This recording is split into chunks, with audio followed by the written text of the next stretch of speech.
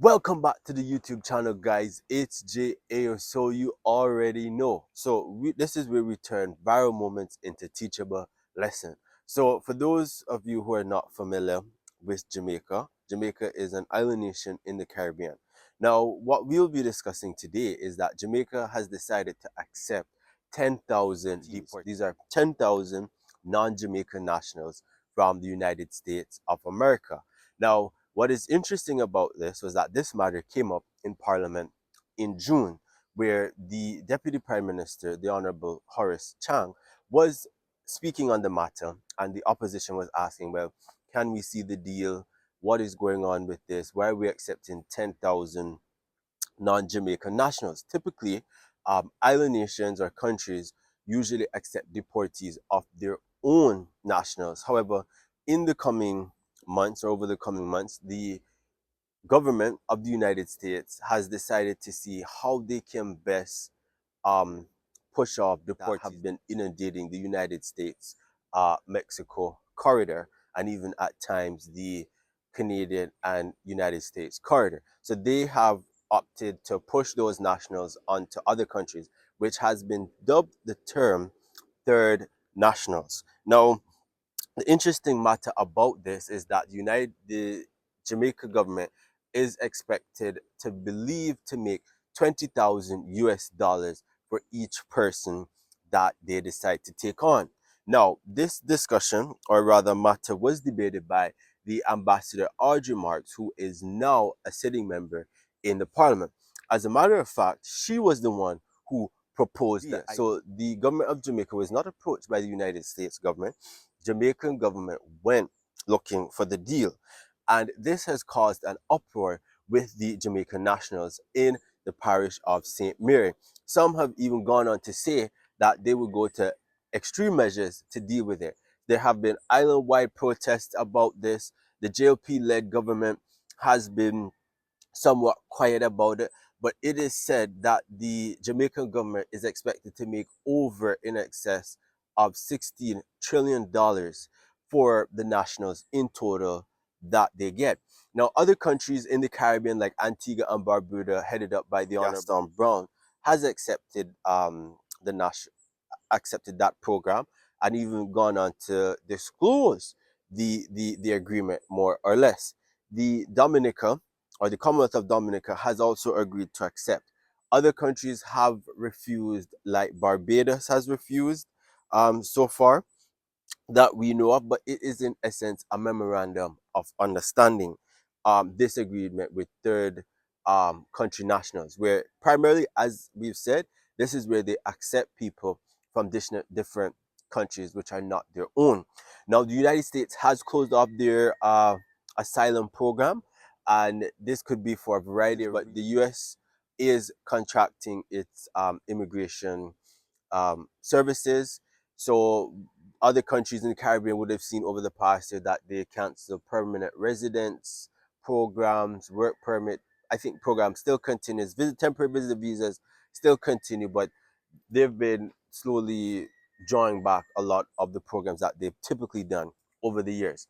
Now, this has caused uproar in the island of Jamaica, seeing that it is people who have criminal records. It does pose security and a certain level of threat risk to the country. Nationals are still uh, the nationals are still uneasy, and rightly so. Uh, the matter is, at the end of the day, why are we accepting people when we have issues in our own country? We haven't even sorted out the criminal activity in the island of Jamaica to the point where we can say, all right, let's do this.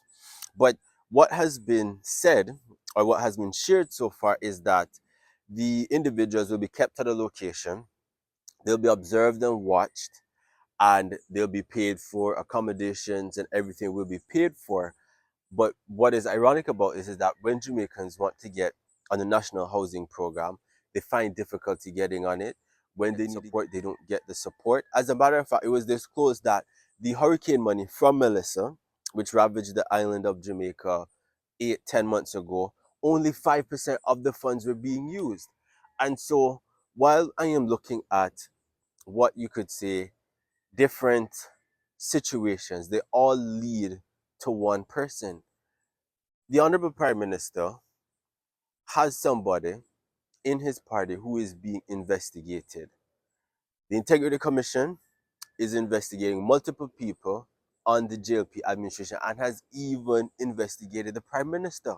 Now, it is not to say that the Prime Minister has run afoul, but when people operate in power for too long, what we would say in the islands is that you tend to pass your britches, or you think you're untouchable, and certain decisions are being made without what you could say collective dual responsibility, where you get the buy-in from the public and the public supports what you do.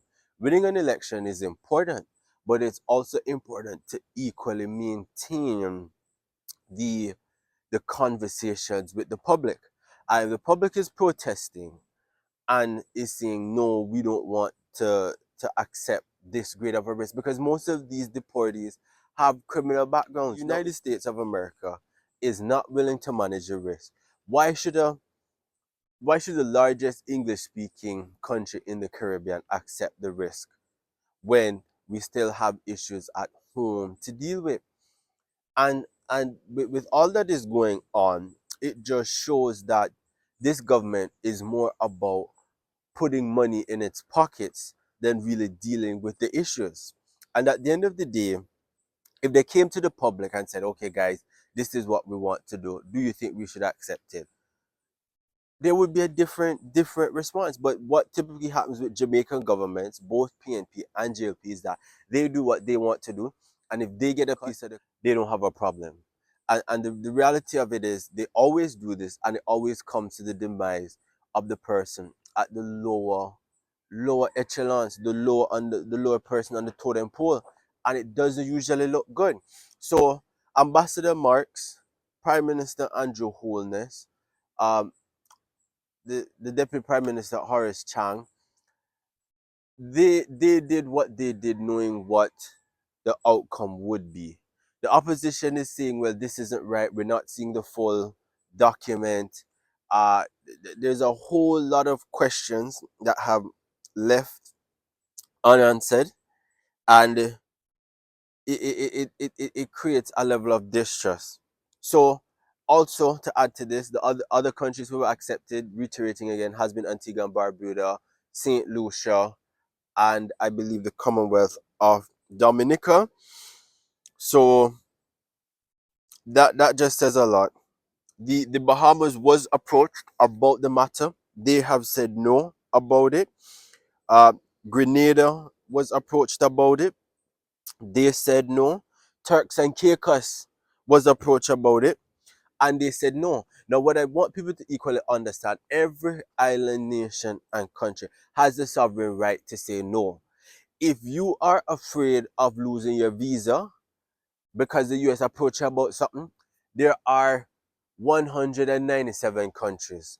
The US is not the only country. And this is the thing with Jamaica. Jamaica is what we would say licky licky, nyame nyame. Anything where they can get a little hype or whatever, they won't go for that. So all these other countries have said no. Jamaica has said yes. So we will see how Jamaica manages this whole situation. Guys, tell me what you think down below, if you think Jamaica should accept the deportees, or they shouldn't accept the deportees. Hit like, don't forget to subscribe, and put your comment down below. See you in the next video.